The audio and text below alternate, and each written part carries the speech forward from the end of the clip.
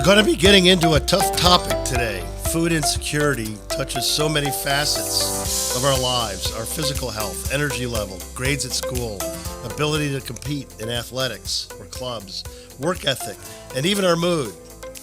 If you were to walk down any street lined with homes in Jefferson County, every eighth household would suffer from food insecurity. Feeding America's Map the Meal Gap study shows nearly 102,000 people are food insecure in Jefferson County, which includes 1 out of every 5 children. That means if you're a school teacher with a class size of about 25 students, 5 of those students may miss a meal in any given day.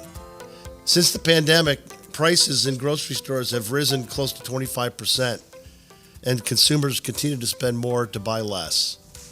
The point is that food insecurity is a serious issue locally and globally. Though food is a basic need, not everyone has regular access to it. At our food pantry at St. Vincent de Paul, we often hear it helps households make ends meet. For example, James, a single dad, told us, "Without this food, my daughter and I wouldn't make it through the month." Or Susan, another client, shared with us, "I just lost all of my food stamps. Literally, this is the only food I have right now." Today's guests are Jessica Sharp and John and Betsy Bowling. Jessica is the corporate affairs manager at Kroger and has worked in a communications role since 2019. She has a really good understanding of what Kroger does to serve the community and doing such great work, I might add. John and Betsy Bowling, members of the Holy Trinity Catholic Church and St. Vincent de Paul Holy Trinity Conference, are longtime volunteers at the Food Pantry. I think I just learned, John, that you were nine and a half years, and Betsy 8.5 years, which is almost the whole 10 years that the Food Pantry has been around. John has a background in purchasing, over 43 years, and really, with his expertise, has helped at the Food Pantry, ensuring that our inventory is stocked and lasts throughout the month. This is a special episode that we have today, and I'm going to apologize up front for my scratchy voice. I'm kind of losing my voice here. But we're highlighting our 10th anniversary at the Food Pantry. Jessica, I'm going to start with you if I could. Thank you for having me. Well, thank you so much for being here. I appreciate it. Of course. And appreciate everything that Kroger does in our community. You know, we know that Kroger plays such a pivotal role in the future of food and reducing that footprint that food insecurity has that I mentioned in the introduction. Your slogan at Kroger is "Fresh for Everyone," meaning that Kroger desires to increase access to safe, affordable, healthy food for everybody in our community. Considering what's going on, again, I had some stats in my opening there with food insecurity. What is Kroger doing to help those that find themselves food insecure, keeping prices at a place where folks can afford, groceries and all that? Talk to us a little bit about that. Sure. So we can talk about some of the pricing of food. So at Kroger, I always like to start off with and say that our purpose is to feed the human spirit. And we do that through a number of ways. But one of the ways is to always be that trusted partner for putting food on the table. And that can mean many price points. So if you look at the Kroger app, you can see lots of digital deals, lots of digital coupons. We try to make sure that our prices are competitive and also valuable to our customers. We do that by also having our brand products where we're not really sacrificing quality, but we're still able to provide at a lower price point from that standpoint. And that's just within our storefronts. Right. We've also got Boost Delivery where we're able to get to every zip code here in Jefferson County and be able to offer those as well. Yeah, no, that's great, and it is so important for folks to be able to access the food that they need. And you're everywhere in the community. We try to be, yeah, especially here in Jefferson County, like I had kind of mentioned with the Boost Delivery program, where our storefronts aren't reaching. We also have that delivery program. We Right. also have our Zero Hunger Mobile Market, which is about to celebrate 5 years here in Jefferson County as a partnership with Dare to Care. Yeah, let's talk about that a little. Talk about those programs, because those programs are really important, and certainly you do a lot to support the food pantries around town. Mm-hmm. And I know in our open hand kitchen as well, there's deliveries every week that is coming from the stores. Folks that are out there working with your store managers and bringing in. I mean, for goodness, you look at it, it's just a lot of food that's coming into It's the a lot of kitchen as food. well. So if we think about this area specifically, it's 788,000 pounds of food that has been donated by Kroger over the past 5 years. And that is through our Zero Hunger, Zero Waste food rescue program, where if we see food that may not be great for the shelf, but is still good for the table, our associates are putting that into bins. And then our food partners, Feeding America affiliate food partners, are coming in, picking up those bins, and then dissipating through the community to tables where food was insecure. So we're able to provide that. We're also able, as I kind of mentioned, the mobile market was a kind of a first of its kind. It's what it says, it's a market on wheels. So where our storefronts haven't been able to get to, our mobile market is able to, and it's a lot more flexible and adaptable also when it comes to needs. So if there's a specific emergency or if there's a specific and direct need that we see in the community, we're able to adapt and be there for our customers. Talk a little bit more about how the mobile, how that works. Yes, our mobile market is celebrating 5 years here in September. It's a mobile market on wheels, so it is a trailer on the back of a truck. It has a single aisle of food, produce, meats, deli bakery items, toiletry needs, basically anything you would need for your week. It has 15 stops per week, 3 per day, working Monday through Friday. And it's kind of just receptive to some of the community needs that we see. So our stops are specific requests from the neighborhood or the community that it's going to be positioned in as needing a grocery store at that time. So how do folks access that? How do they find out if it's coming into their neighborhood? Yeah. And is there certain parts of our community in which the mobile unit works in more than others? We try to work specifically in food access or food desert areas that we see in the community. So Dare to Care has been an incredible partner helping us to identify those food deserts and those zip codes where it's needed most.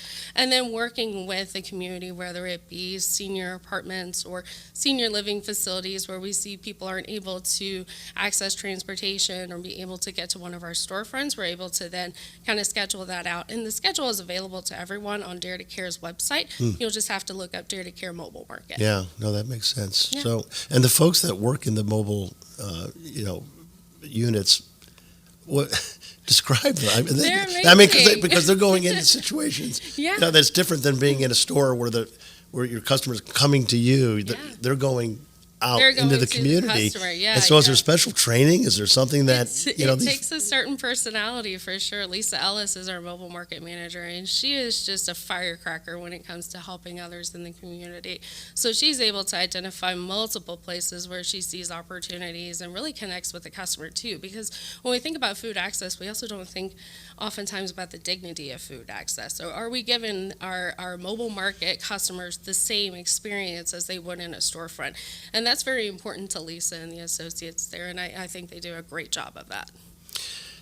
Talk to us about what it means to be successful in this, in terms of Kroger's efforts to reduce food insecurity, having access to food, healthy food choices.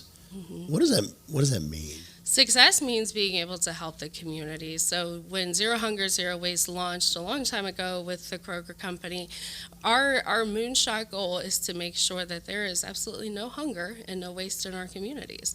And so we're constantly trying to identify ways to support that mission and to support that goal, because at Kroger we like to say we know food. So this is where we can really thrive and help our community in a unique way. Talk about the role of the store manager. I can imagine, the individuals that have the responsibilities for each of the individual stores within the different parts of the community is really important as well. And I can imagine that you have a relationship with them and the work that you do. What is that? How should we interact? Because I continually tell our own people, in the pantry and and in the open-end kitchen to engage with and get to know the store managers Get to know in the locality. managers. Yeah, absolutely. So if you're thinking about your local store, what better way to connect than with our store team?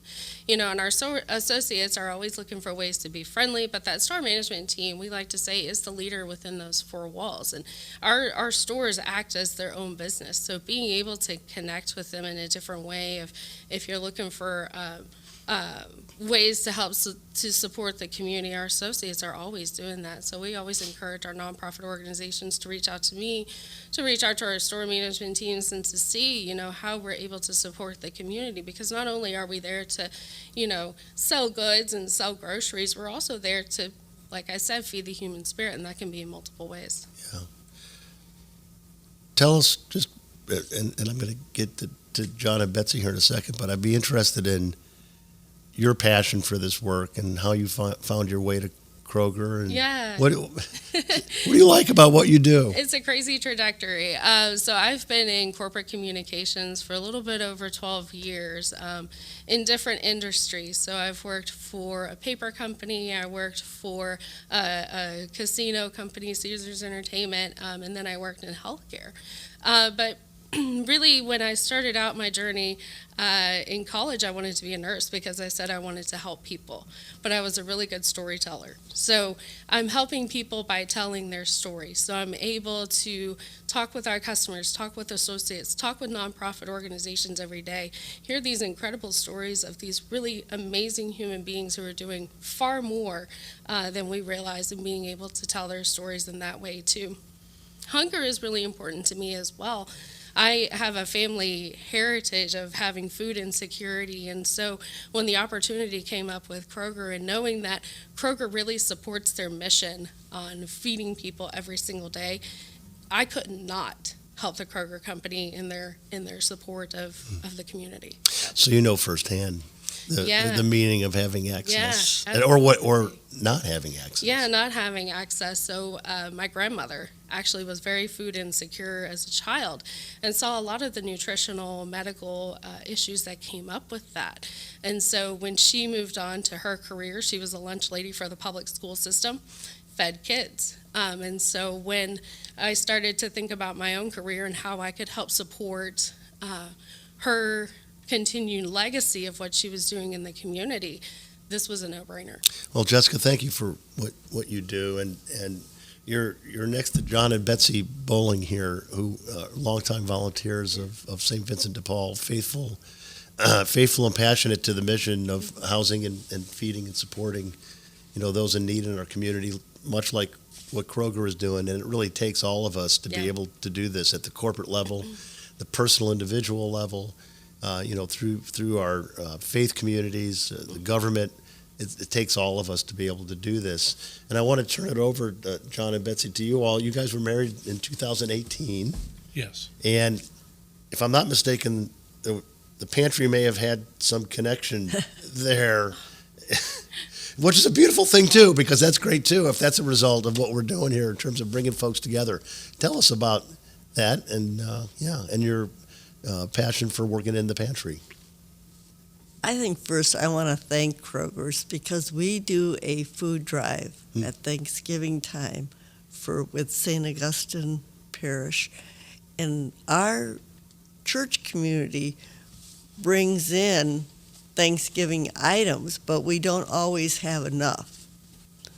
But we're fortunate enough to have a budget that will help us go to Kroger, and their staff people have been more than helpful to help us get together what we need. That's great. So, thank you. Yeah, no, that's great. Thank you. Yeah. Thank you for what you're doing.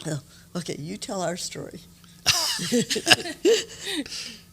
Well, Betsy and I guess, met through church, the office. She was the secretary at the church for 35 years. And I retired, obviously, before she did, and I was working Habitat and the Food Pantry also. A friend of mine got me involved, and he's now retired, and I'm still working. But we would go over there, and we didn't know each other, even though we were in the same parish.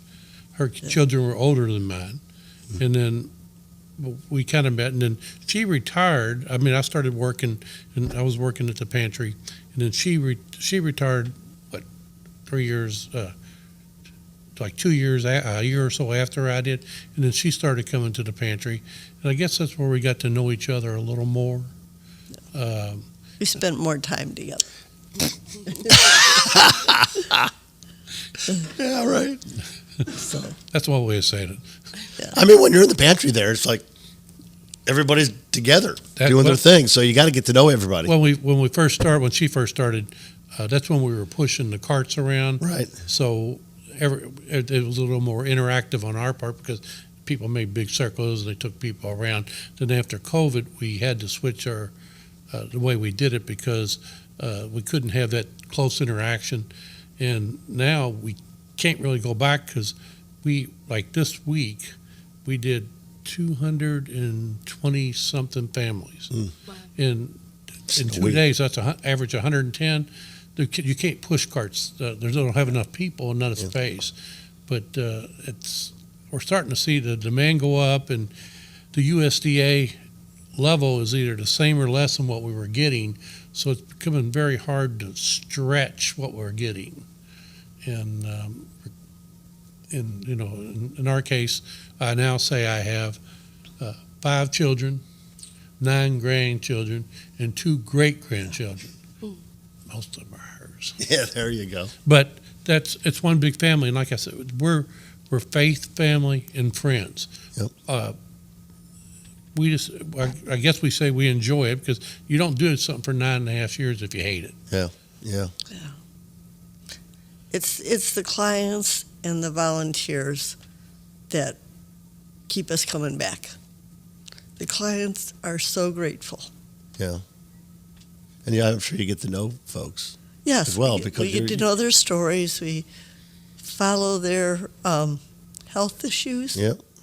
And when they're not there that month or that week, we're like, okay, what has happened? Yeah. You know? Yeah. So Well, let's carry on with that because that is really special and important and can get lost on folks.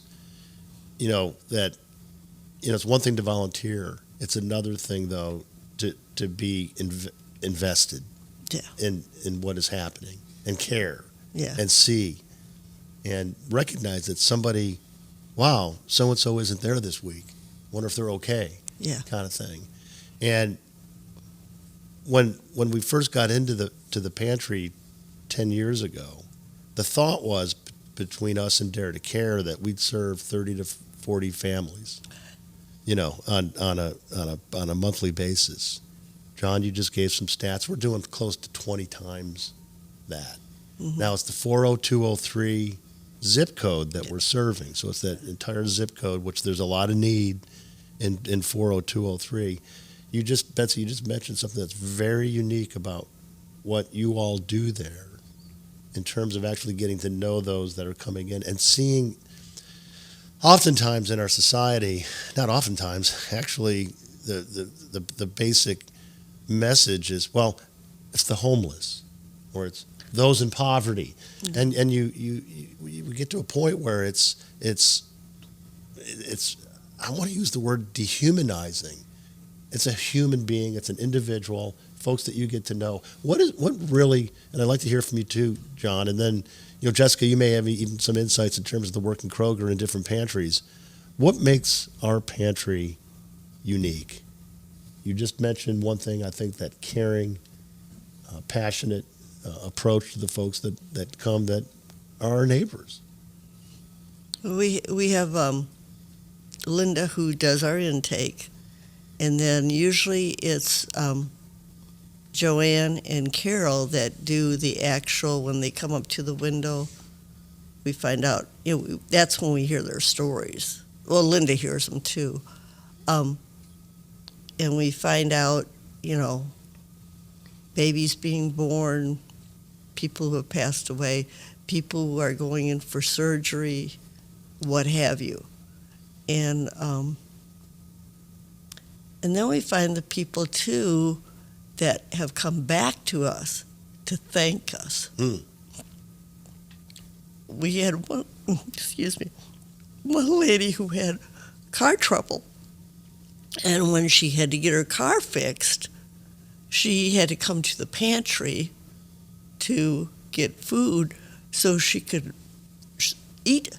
Yeah. Because she had these other bills. And she came back to thank us.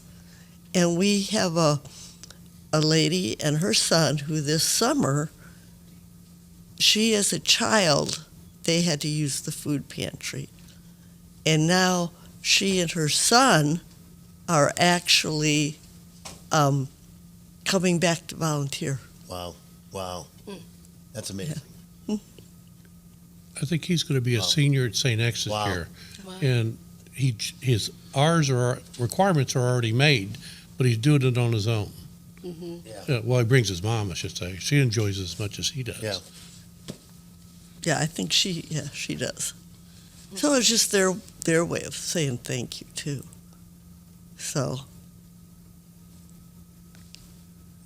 Uniqueness. Well, we try to be fair. Right. Yeah.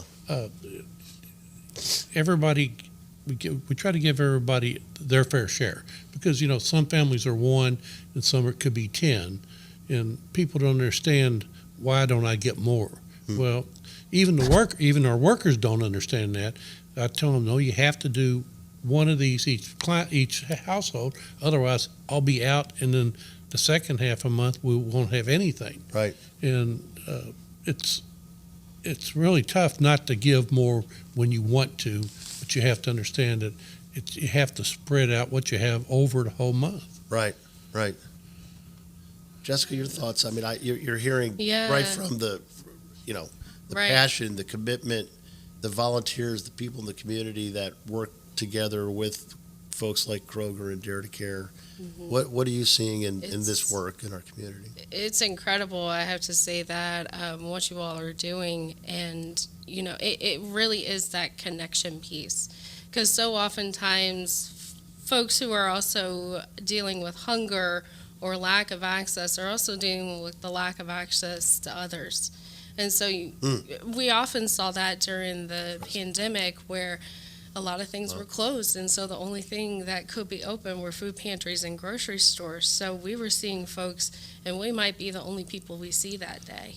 So building that connection. So I just have to say thank you all so much for doing that and really just bringing dignity to, that access point for folks who are just in need at that given time. So it's incredible work that you're doing it, and we often see that, and just trying to build in that connection for folks who are just lacking in many ways is just another way to fulfill our neighbors. You mentioned relationship. That's really kind of hitting me right between the eyes here, Betsy, with what you just said. There's a book that I read recently that we've got a podcast coming out, I think today, with an author that wrote, Kevin Adler, who wrote the book, When We Walk By. So essentially that notion of what are all those things that are going on in us as humans when we walk by. You all aren't walking by. You're there. Folks are coming to the window. You're helping them. You're getting to know them. And so, Jessica, it's interesting, and I think our community needs to understand, too, that there is relational poverty. And I can imagine that, and I never really kind of thought about this until just now, until you said that, yes, folks are coming to our pantry for food, but they're also coming for relationship. When we used to take people around with the carts, we always had a table set up with cookies and coffee. And they really have a community. Yeah. And get along really well. And we see that in the line, too. If we have a certain, meat, and we haven't had it, all of a sudden our lines are really long because the word has gotten out. Yeah. Right. Yeah. So How does Tell our listeners how the pantry works.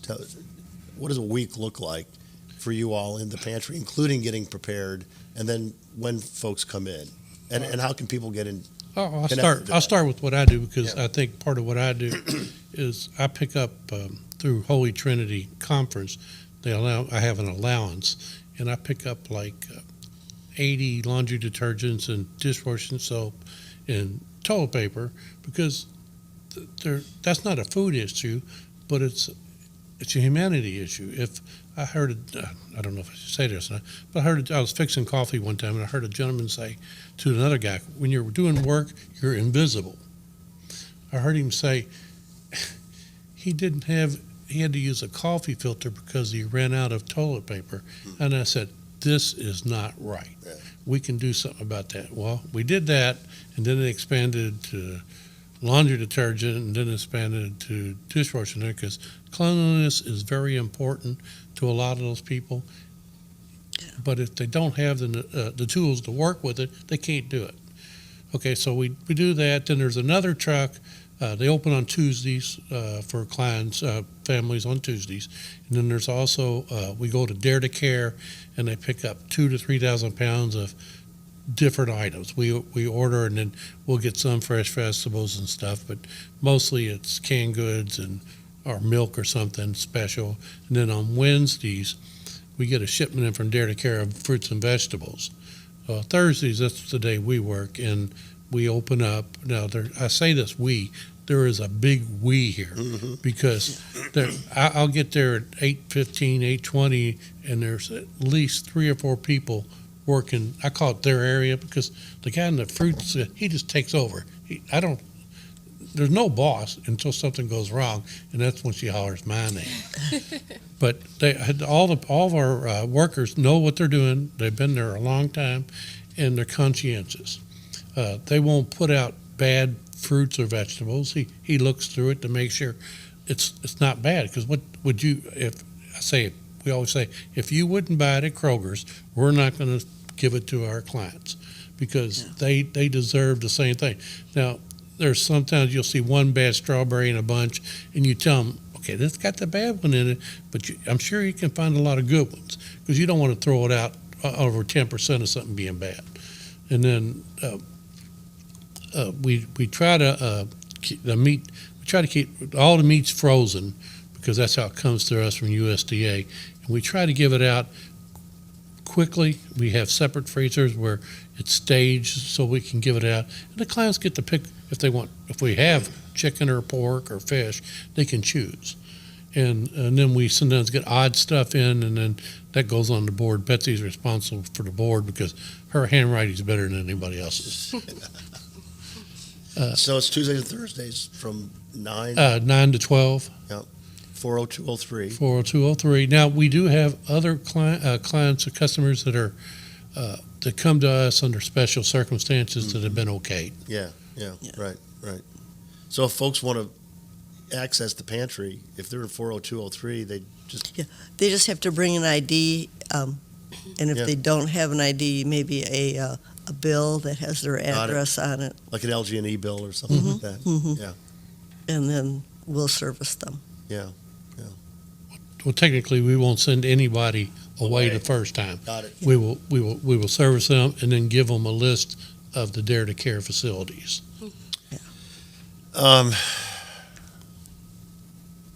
So I want to quote a scripture here, if I could.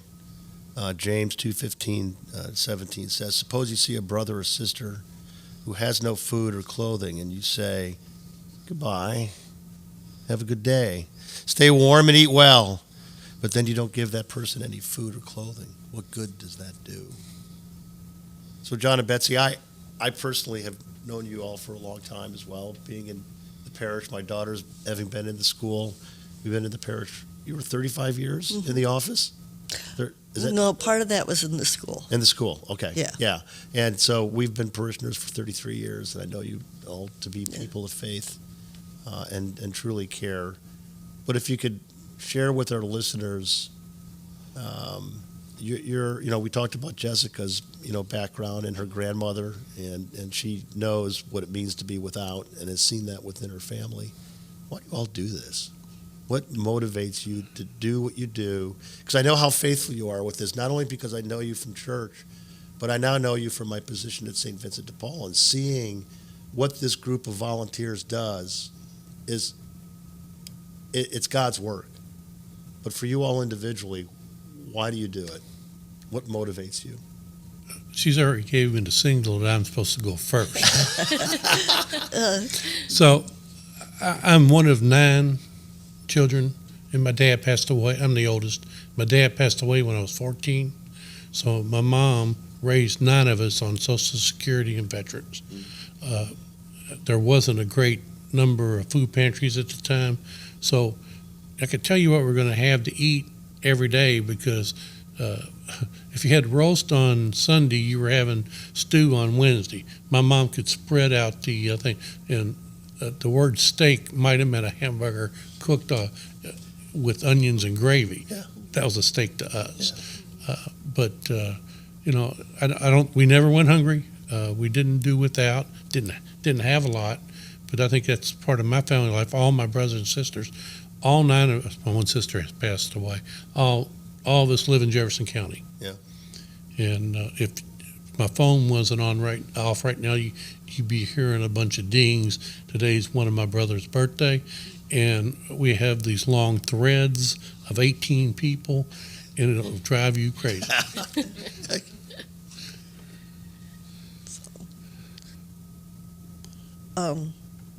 I did not grow up that way. We always had plenty. We always had a fruit bowl on the counter. We could, have that. We were not allowed to go in the candy drawer without permission, but anything else we were fine. So having known John's family, they're so giving. And John is so faithful to the pantry. He's dragged me along. Yeah. Well, I know when John calls me, it's because you probably John called, and then John called me, and guess what I do? I immediately do whatever it is that he wants. And I'm not saying that in a joking way. I'm kind of trying to be funny, but I'm not, because anytime John calls, hey, notice this or notice that, or this in the pantry or that in the pantry. Yeah. I immediately will jump on that. Yeah. Because I know what it means to our community, but I also know what it means to have a program like that that's completely volunteer run. You talk about our vegetable volunteer takes over, does it. Yeah. Folks have their jobs. Mm-hmm. And every time I go over there for a tour, and take people in, they're going, wow, look at this place. Yeah. Yeah.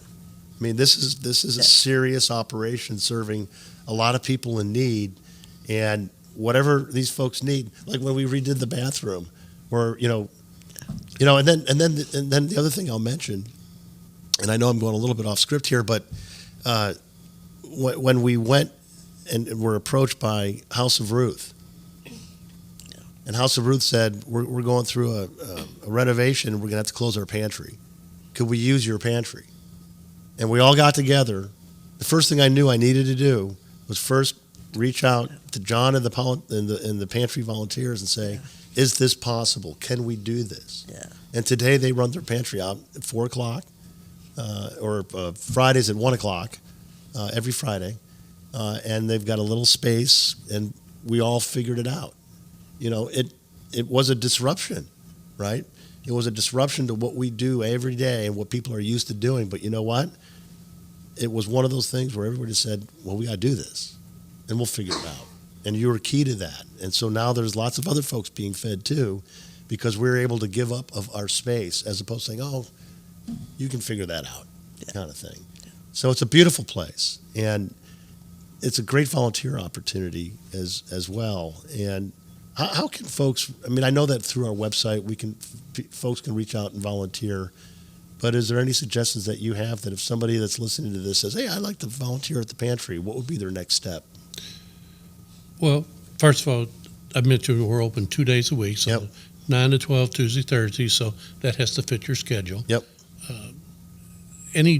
I assume they go through the office, It could. Yep. through Donna. Yep. Or online. Through the website. I don't know. No one, I just showed up. I don't know. Yeah. But we do have like Aaron's school when they're in session. Right. They have children that come down and work with us so that they get on the job training. We just went to one of the boys, Tony. He wants to be like me, he said, but I think he just likes to goof off. He thinks I'm the boss, so he wants to be the boss. But we went to his graduation. There was 11 kids graduate from Aaron, and most of them get placed in jobs. He's working at a Kroger's down on 28th and Broadway as a bag boy, which really works well because he needs that individual attention. Because if you let him go on his own, he goes on his own. Yeah. But he and their teachers that come in with them and stay with them are very good. But we take any volunteers if you want to work one day a month or just work once and see what we're about. Yeah. We'll find you work. My goal is when I get a volunteer, is I try to give them a look at everything we do. Right. I mean, there's one job that gets started first. We have to break the bags open. The bag. And that's very important because that's how all the food goes out. It is important, but it's a very monotonous job. Yeah. And I try not to put a new volunteer back there because it can get rather boring rather fast. And we'll put them at a window to help maybe the vegetable guy. John, he brings his grandson, Jack, every other week during the summer. The Tom, who works the bread window, he brings his wife 2 days a month, and like last month, he had her grandson there, and then everybody kind of brings, and we try to give them not just that back in the back, put in the bag, but an overall look at what we do. That's great. So there is a way through our website to sign up for volunteers, as John said, but when they show up, there's something to do. You'll find something for them to do. Well, as long as it's just one or two, and Yeah. we've had 10 or 12 people show up, it does get a little hectic because we're already full staff Right. most of the time, and to try to find, if we don't have extra work, towards the end of the month, it really gets hard because our our shelves are starting to empty, and there isn't as much to do. Right. Got it. Well, look, I cannot tell you how much I appreciate you all, and I just want to say thank you from the bottom of my heart. The passion that you bring to St. Vincent de Paul. Jessica, the partnership with Kroger is so important to us in so many different levels, and I appreciate you taking the time a few months ago, coming out and touring and seeing what we're doing, and I know that we're going to continue to work together. But again, God bless you all. Thank you so much for what you do. You're doing God's work every day. Thank you. Thank you. Thank you.